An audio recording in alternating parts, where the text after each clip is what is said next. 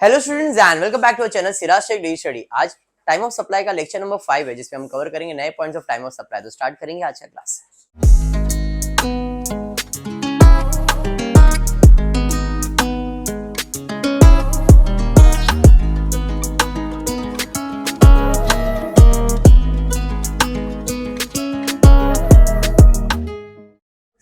चलिए स्टार्ट करेंगे time of supply for continuous supply. What do you mean by continuous supply?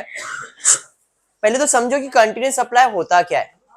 मैंने एक contract लिया है कंप्लीट करने के लिए, तो I am giving a service. मैं तेरा रोड का काम है, रोड कंप्लीट करके दूंगा, कंस्ट्रक्शन कंप्लीट कर दो, कॉन्ट्रैक्ट लिया मैंने। अब मैंने फॉर एग्जांपल उसको बोला भाई ये तारीख को तेरा काम कंप्लीट हो जाएगा, तो जिस तारीख को काम कंप्लीट होगा उस तारीख को पेमेंट भी मिलेगा, हाँ या नहीं, और उस तारीख को बिल भी बनेगा। ऐसे सर्विस को कहते हैं हम लोग कंटिन्यूअस सप्लाई। हो सकता है जिस तारीख को बोला उस तारीख को नहीं, फिर आगे का डेट मिला, फिर आगे चले जाएगा।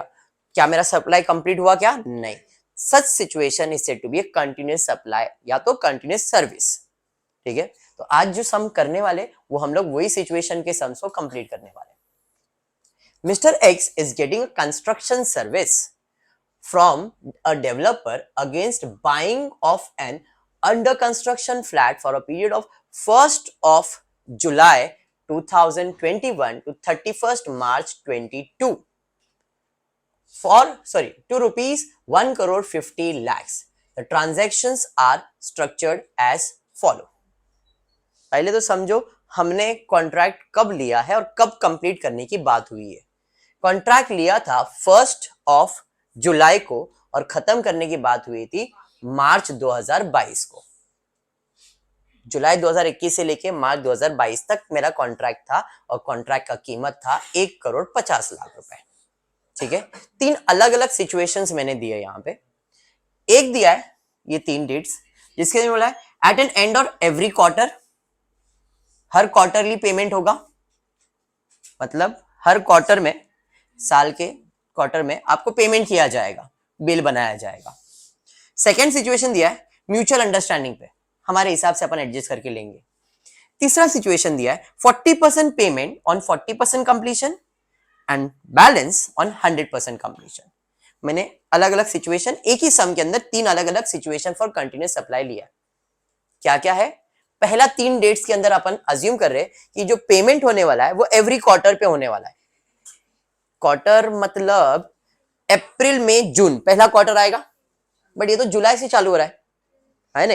अप्रैल मई जून फर्स्ट क्वार्टर हो गया ईयरली के हिसाब से, फिर जून जुलाई अगस्त सितंबर, तो सितंबर में ईयर एंड होता है क्वार्टर का।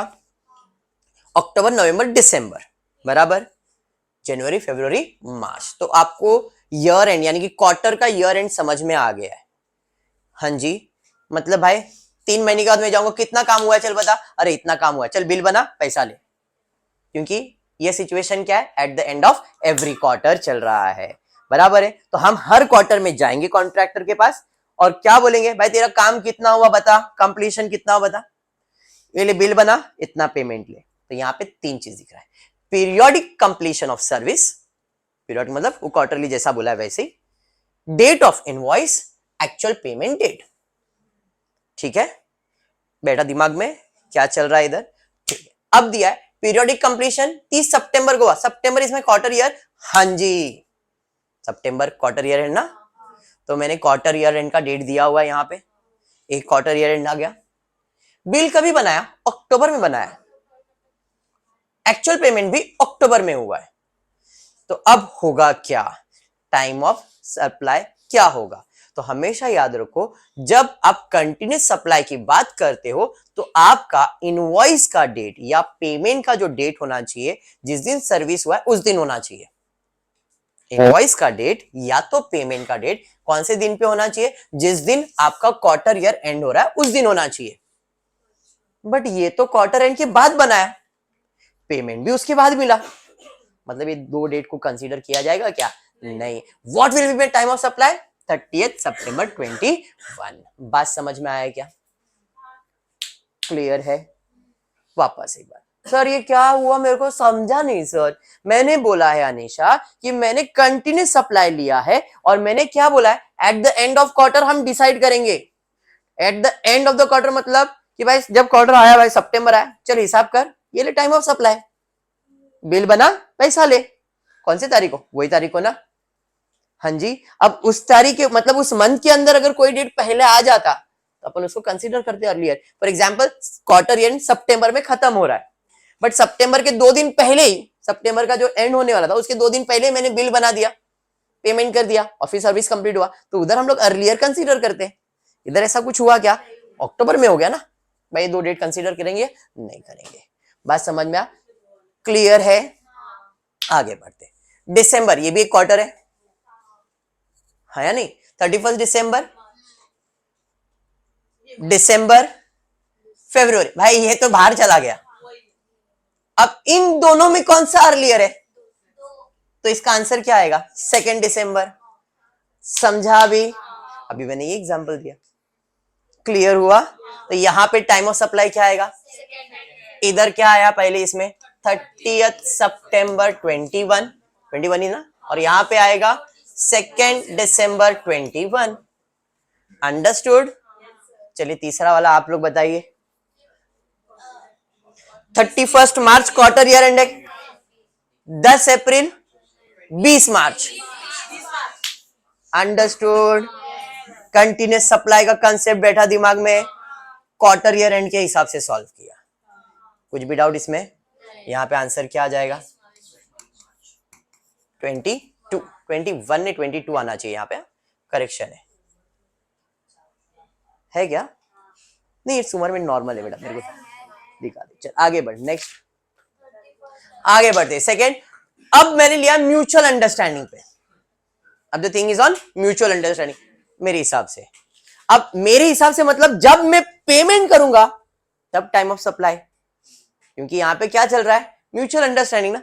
अच्छा अरे पैसा आएगा तो देता हूं तेरे को, तो जब मैं पैसा दूंगा वो मेरा टाइम ऑफ सप्लाई बन जाएगा। क्लियर है, नहीं समझा सर, नहीं समझा सर। कंटिन्यूस सप्लाई चल रहा है ना, पहले हमने ये क्वार्टर ईयर एंड के हिसाब से कंटिन्यूस लिया। अब मैं आ जाता हूं, ये भाई साहब का क्वार्टर ईयर नहीं चल रहा है, बट पेमेंट की बात जो चल रही है, पेमेंट की बात जो चल रही है, पेमेंट की बात क्या है कि यहां पे क्योंकि म्यूचुअल अंडरस्टैंडिंग पे है, तो हमने कॉन्ट्रैक्टर से क्या बोला, अरे थोड़ा थोड़ा पैसा देता हूं ना। कॉन्ट्रैक्ट कब कंप्लीट होगा, क्या होगा, वो बात नहीं चल रहा है। क्या बात चल रहा है, म्यूचुअल अंडरस्टैंडिंग, भाई पैसा आएगा तो देगा, तो जिस दिन वो मुझे पैसा देगा वो तारीख मेरा टाइम ऑफ सप्लाई बनेगा। समझा। तो 31 दिसंबर क्वार्टर ईयर ने, 14th of Jain, 12th of Jain, कौन सा डेट आ जाएगा, कॉन्ट्रैक्ट तो क्वार्टर ईयर में खत्म हुआ, 14/12 में कौन सा डेट आ जाएगा, 12। क्यों ऐसा, समझ में आ गया। तो यहाँ पे टाइम ऑफ सप्लाई क्या आएगा, 12 जैन 22। क्लियर है। सेकेंड केस में जाते, 31 मार्च, 22 अप्रैल, 2 अप्रैल, समझ में आ गया। तो यहाँ पे डेट क्या आएगा, 2 अप्रैल 22। एनी डाउट, पक्का समझा। पेमेंट क्यों हुआ समझ में आ गया, 100%। हाँ जी बोलिए।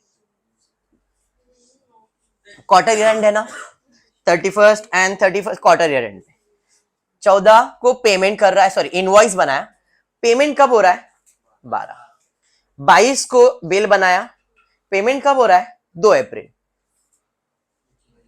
तो म्यूचुअल अंडरस्टैंडिंग की कंसेप्ट में क्या है, जिस दिन पेमेंट उस दिन टाइम ऑफ सप्लाई। बात समझ में आ गया।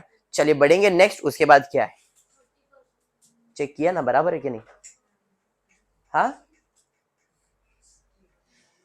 इसमें शायद करेक्शन है क्या डेट का, हाँ हाँ यहाँ पे करेक्शन क्या है बता दो। नहीं नहीं नॉर्मल रहता तो कोई प्रॉब्लम नहीं, एक प्रॉब्लम हुआ है यहाँ पे। 31 मार्च आपका साल खत्म होता है, यहाँ पे 2022 रहेगा डेटा, इधर करेक्शन रहेगा 2022 रहेगा, होता है कोई नहीं, इट्स नॉर्मल। ये 22 है, मेरा ईयर एंड हो गया, टैक्सेशन ईयर प्रीवियस ईयर खत्म हुआ ना मेरा। जब ईयर खत्म हो गया और उसके बाद वो पेमेंट कर रहा है, अगर ये कंटिन्यूस ईयर चलता, मेरा प्रीवियस ईयर चलता ना, तो 2 तारीख was the right answer. 2 April he right answer होता, बट इस केस में 2 अप्रैल मेरा आंसर नहीं आएगा। वेरी गुड, इस केस में मेरा आंसर आएगा 31 मार्च 22। क्यों? क्योंकि साल खत्म हो गया, उसके बाद पेमेंट हो रहा है ना, तो ये न्यू एकेडमिक ईयर में आ जाएगा। 31 मार्च में तो साल खत्म हुआ ना मेरा, प्रीवियस ईयर खत्म हुआ कि नहीं, तो इसलिए ऐसे सिचुएशन में मेरा टाइम ऑफ सप्लाई क्या बन जाएगा 30, क्योंकि गवर्नमेंट की कैलकुलेशन में 2021 से 2022 का कैलकुलेशन होने वाला है, तो 22 तक का कैलकुलेशन होगा। अप्रैल तो न्यू एकेडमिक ईयर में जाएगा। अगर ये मेरे प्रीवियस ईयर में होता है तो 2 तारीख राइट आंसर है, बट ये मेरे एकेडमिक ईयर में नहीं, इसलिए मेरा डेट क्या है 31 मार्च 22। अंडरस्टूड? पक्का? चैताली, नेक्स्ट स्टेज में जाते। 40% payment on 40% completion, but 100% on balance completion. Payment की बात चल रही है, क्या बोल रहा है वो कि भाई मैं पेमेंट कैसे करूंगा, 40% कंप्लीट हुआ तो तेरे को 40% पेमेंट करूंगा, और पूरा कंप्लीट होगा जिस दिन, उस दिन मैं तेरे को बैलेंस पेमेंट करूंगा, मतलब 60% पे करूंगा। इसका मतलब ये एक कहीं ना कहीं एडवांस चल रहा है। मैंने कॉन्ट्रैक्ट लिया, मैंने बोला अच्छा तेरे को पैसे की जरूरत है, लेकिन पूरा पैसा नहीं दे रहा हूं, तो क्या सर्विस पूरा मिला? सर्विस कब पूरा होगा? 100% कंप्लीशन पे। समझा मैं क्या बोल रहा हूं? और 100% कंप्लीशन होगा तो 100% पेमेंट भी होगा। सर नहीं समझ रहा है सर, वापस से बोलो ना। मैंने एक कॉन्ट्रैक्ट लिया अंजलि 10 लाख का, अभी ये कॉन्ट्रैक्ट कितने का? 1,50,00,000 का। इसने क्या बोला था, हर क्वार्टर में मैं आके चेक करूंगा या म्यूचुअली करूंगा, या तो फिर मैंने बोला अभी 40% ले ले, कॉन्ट्रैक्ट कंप्लीट कर, फिर बैलेंस पैसा ले ले। ये लॉजिक समझ रहा है? हाँ या नहीं? तो सृष्टि अपने को पेमेंट 100% कब होने वाला है? 100% कंप्लीशन पे, और जिस दिन 100% कंप्लीट होगा उस दिन मैं 100% पेमेंट भी करूंगा। हाँ या नहीं? तो मतलब जिस दिन पेमेंट होगा उस दिन तुमको पैसा दे दो, उस दिन टाइम ऑफ सप्लाई ले लो। तो जरा देखता हूं, 1 अक्टूबर पहला, 29 सितंबर, 5 अक्टूबर। अब जरा ध्यान देना, मैंने पहला कंप्लीशन कौन सी तारीख को करके दिया उसको? जब मैंने कंप्लीट किया है सर्विस, तो मैं क्या एक्सपेक्ट कर रहा हूं उसे? पेमेंट। सर्विस कभी कंप्लीट हुआ है? अक्टूबर में। बिल कभी बनाया? सितंबर में। पेमेंट कब हुआ? 5 अक्टूबर को। एज पर time of supply, completion and actual payment, इन दोनों में तुमको कंपेयर करना पड़ेगा। अब तो इसका डेट क्या आ जाएगा? 1 अक्टूबर, क्योंकि मेरा कॉन्ट्रैक्ट कंप्लीट हो गया है ना। Period of completion of service complete कभी किया मैंने? अक्टूबर में। जब कंप्लीट किया वही मेरा टाइम ऑफ सप्लाई बन गया। तो अगर ये और ये which ever is earlier will be consider, तो इस विच एवर इज अर्लियर के हिसाब से अपना इधर डेट क्या आ जाएगा?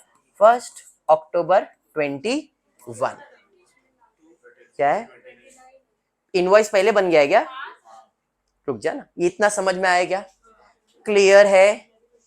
हाँ, मैं भी वही टेक्स्ट बुक खोल के बैठी, मेरे को भी वही पूछने का था। नहीं, वेरी गुड। अब कॉन्ट्रैक्ट तो कंप्लीट, ध्यान दे दो, कॉन्ट्रैक्ट कंप्लीट हो गया, 1 अक्टूबर ही इसका डेट आएगा। बट इस सिचुएशन में इस भाई साहब ने बिल कब बना दिया था?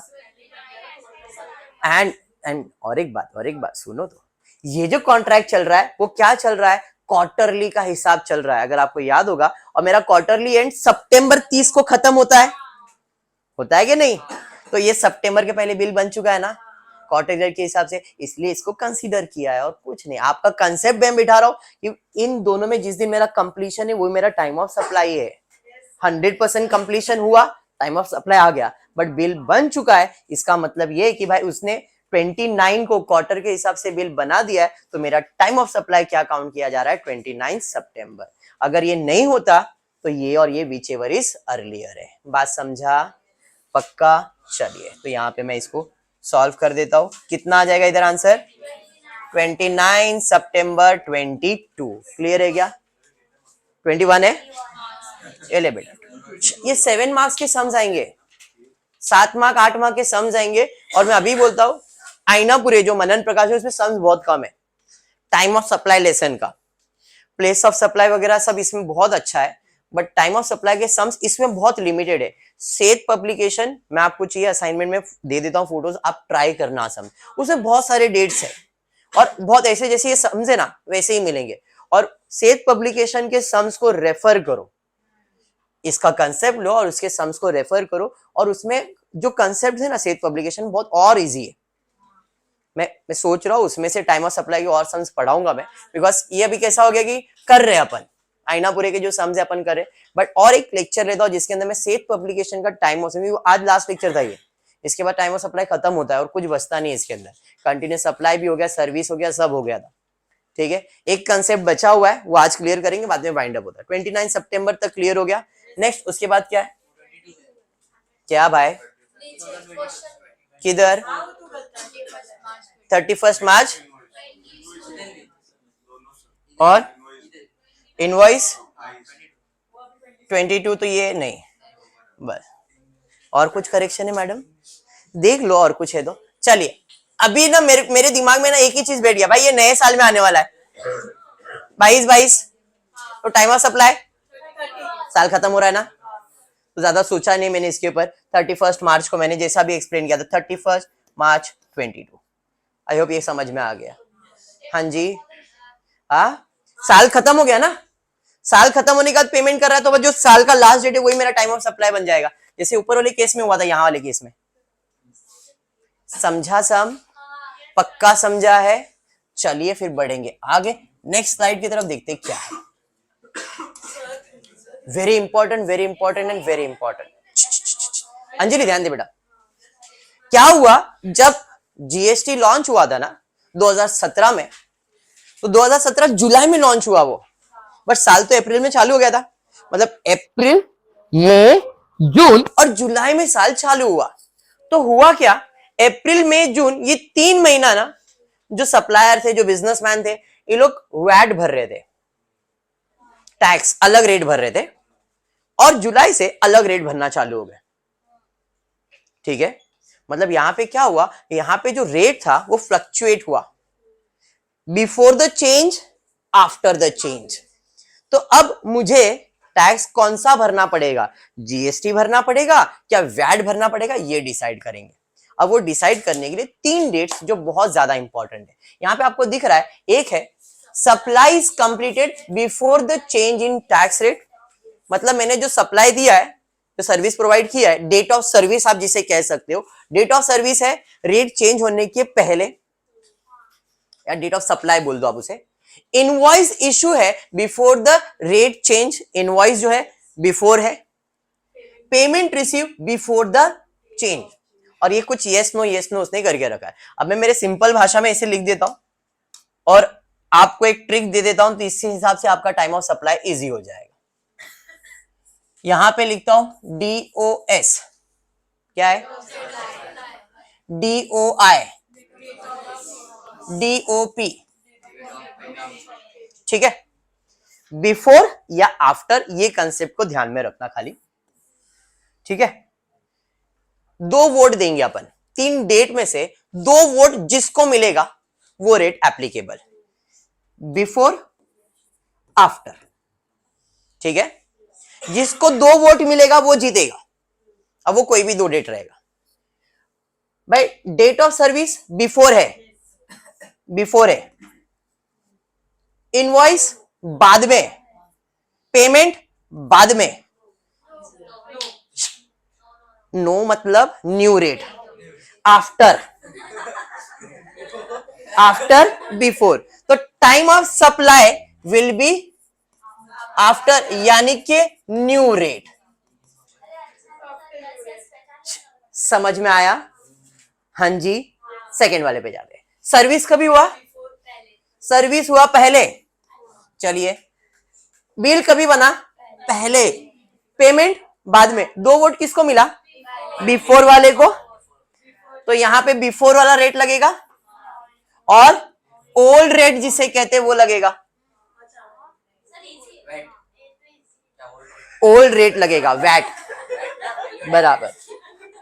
समझ में आया? क्लियर है? पक्का समझा? बराबर चल रहे ना अपन, ध्यान दे। हाँ मजा आ रहा है ना इसमें। ये बिफोर, बिल, पेमेंट, 2 बिफोर, समझ में आ गया?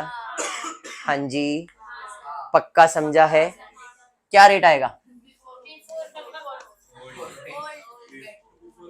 ओल्ड रेट, ठीक है, आगे बढ़ते हैं। यहां पे सर्विस कंप्लीट बिफोर क्या आफ्टर? आफ्टर, नो, पहले, ये भी पहले, ये दोनों पहले हो गए। बिफोर रेट, पक्का समझ में आया? तो यहां पे वापस है बिफोर ओल्ड रेट, बिल भी पहले बनाया, पेमेंट भी पहले ही हुआ ना, सर्विस बाद में दिया आपने। बात समझ में आ गया? No, no, but yes. New rate बराबर है, फिर नो नो, आफ्टर में आएगा ये भी। न्यू रेट नहीं समझा क्या? पक्का समझा है? सिंपल भाषा में आपको अभी बता रहा हूं, बिफोर और आफ्टर का कांसेप्ट दिमाग में रखो, दो वर्ड देने का, क्या सर्विस पहले हुआ, इनवॉइस पहले हुआ, या पेमेंट पहले हुआ। तीन डेट है, date of service, date of payment, date of invoice, तीन है। Date of service, date of invoice, date of payment. अब इन तीनों डेट में कौन सा डेट पहले आ रहा है क्या आफ्टर आ रहा है, वो चेक करो। क्या मैंने सर्विस चेंज के पहले किया है, क्या चेंज के बाद किया है, बिफोर या आफ्टर? भाई इसने बोला है supply is completed before the change in rate tax. Yes, no, मतलब चेंज रेट के पहले हुआ है, रेट के पहले चेंज था ना ये, बिल बाद में बना, पेमेंट भी बाद में मिला, क्या दिया है? Invoice issue before the date change. No, मतलब ये आफ्टर में आया ना, ये भी भाई साहब आफ्टर में आए थे, तो दो पेमेंट चला गया उधर, जब दो गया तो हमने आफ्टर का रेट ले लिया। बात समझ में आया? पक्का समझा है?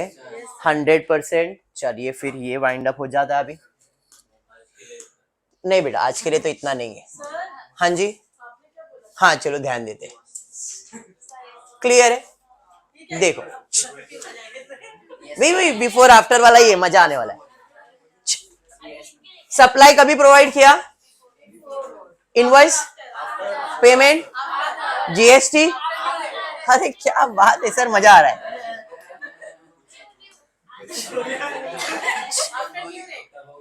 यहाँ पे जरा क्वेश्चन थोड़ा सा पढ़ लेते क्या? रेट ऑफ जीएसटी मजा आ रहा था, इधर परसेंटेज दिया ना, वो लिखने के लिए बोल रहा हूँ, इसके लिए, और कुछ नहीं। वापस, rate of GST on supply of services made on और after 1 April 22 increases from 18 to 20%। पहले कितना था, अब कितना हुआ? Tax rate to be applied to supplies under after event occurs after April and before, मतलब 1 अप्रैल के पहले। वो तो अपने को समझ में आ रहा था, चलो ठीक है। बिफोर, आफ्टर, आफ्टर बताइए। आफ्टर मतलब 20%। क्या बात है यार, सही, सो स्मार्ट, क्या बात, 18%, इतना स्मार्ट, अरे अरे 18%।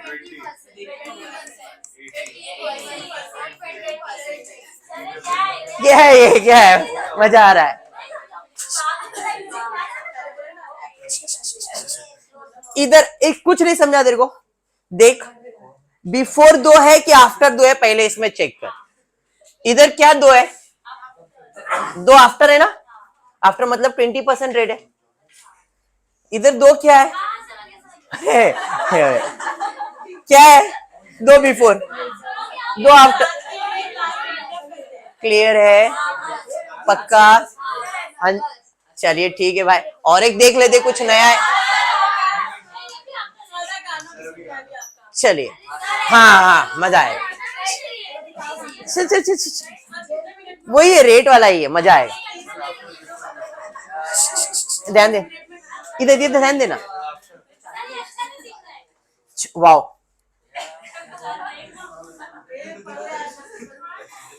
बस वापस। X limited, x private limited, भाई एक्स आगे ध्यान दो। X private limited engage in providing taxable service by the way of training and coaching activities in relation of information accounting and auditing since 1st July 22 has the following detail in respect of that activity for the month of September 22. ध्यान दे बेटा, अपने को देखो date of issue of invoice, date on which payment received और amount दिया गया है. The date of change effect rate tax in case was 1st अक्टूबर.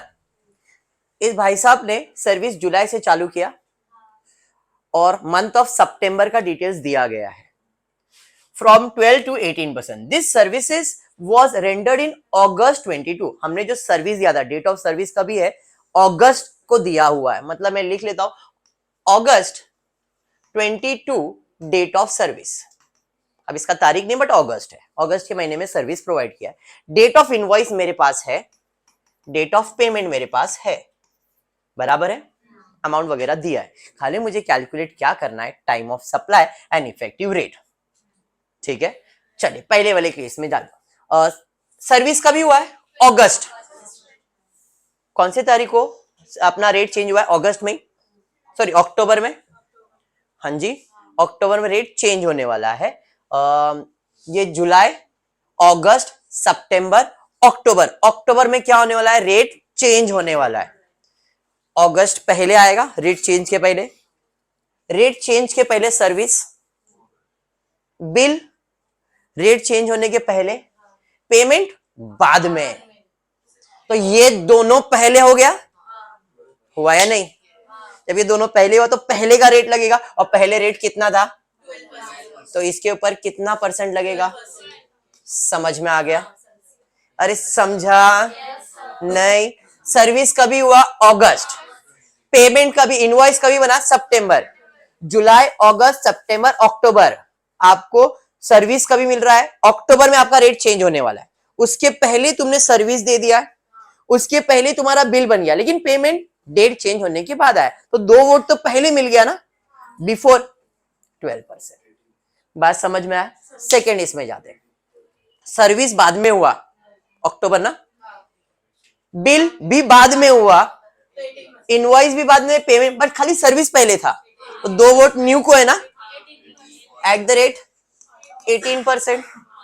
समझ में आ गया?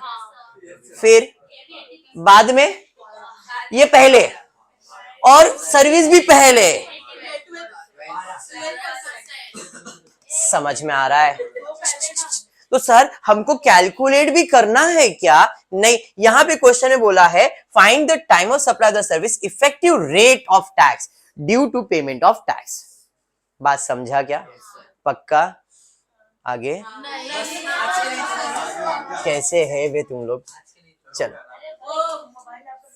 सेम था यार. चलो ठीक है, जाने दो. नेक्स्ट लेक्चर में इसके आगे की सम्स करते हैं. बस आज के लिए इतना. होपफुली आपको वीडियो पसंद आएगा तो प्लीज वीडियो को लाइक कर देना, फ्रेंड्स ग्रुप में शेयर करना, चैनल को सब्सक्राइब करना. Thank you for watching the video.